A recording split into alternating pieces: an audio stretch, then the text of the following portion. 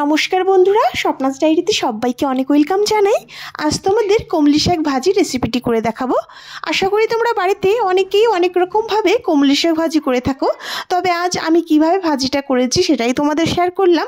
প্রথমে দেখো, কিছুটা কমলি শাক বেশ মিহি করে কেটে নিয়েছি যতটা সম্ভব, সঙ্গে 3-4টে রসুনের কোয়া আর 3-4টে কাঁচা লঙ্কা একই সঙ্গে কেটে রেখে দিলাম।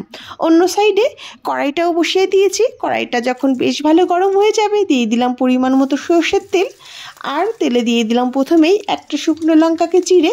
শুকনো লঙ্কাটা বেশ ভালো করে ভেজে নিয়ে রসুন কুচিগুলো দিয়ে দিলাম। রসুনটাকে একটু লাল লাল করে ভেজে দিয়ে দিলাম 1 চামচ রাঁধুনি। রাঁধুনিটা দিয়ে যখন মিষ্টি একটা গন্ধ বেরিয়ে আসবে সেই টাইমে অ্যাড করলাম কেটে রাখা কাঁচা লঙ্কাটা নেড়ে চেড়ে এবার সব শাকগুলো অ্যাড করে দেবো। এক এক করে সব শাকগুলো দেওয়ার পর পরিমাণ মতো লবণ আর হলুদটাও অ্যাড করে দেব। অবশ্যই লবণটা বুঝে দেবে, কারণ শাকের পরিমাণ বেশ খানিকটা কমে যায়, তাতে লবণটাও কিন্তু বেশি হয়ে যেতে পারে। তাই পরিমাণ মতো লবণ হলুদ দিয়ে ভালো করে প্রথমে একবার মিশিয়ে নিচ্ছি। ভালো করে মিশিয়ে নিয়ে একটা ঢাকনি দিয়ে ঢেকে দেব 3 থেকে 4 মিনিটের জন্য, যত সময় না শাকটা ভালো করে সিদ্ধ হচ্ছে। মাঝে মধ্যে অবশ্যই নেড়ে দেবে। দেখো 3-4 মিনিট পর ঢাকনি তুলে নিয়েছি।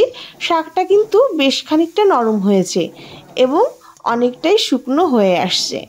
কলমি শাক ভাজি করতে হলে এইরকম সিম্পল নর্মালভাবে যদি ভাজিটা করা হয় খেতে কিন্তু খুবই ভালো লাগে।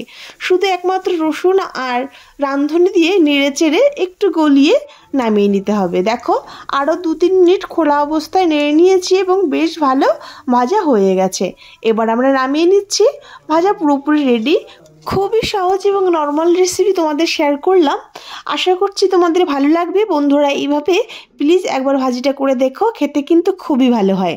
আমার রেসিপিগুলো যদি ভালো লেগে থাকে প্লিজ বন্ধুরা আমার চ্যানেলটি সাবস্ক্রাইব করে আমার পাশে থেকো তোমরা।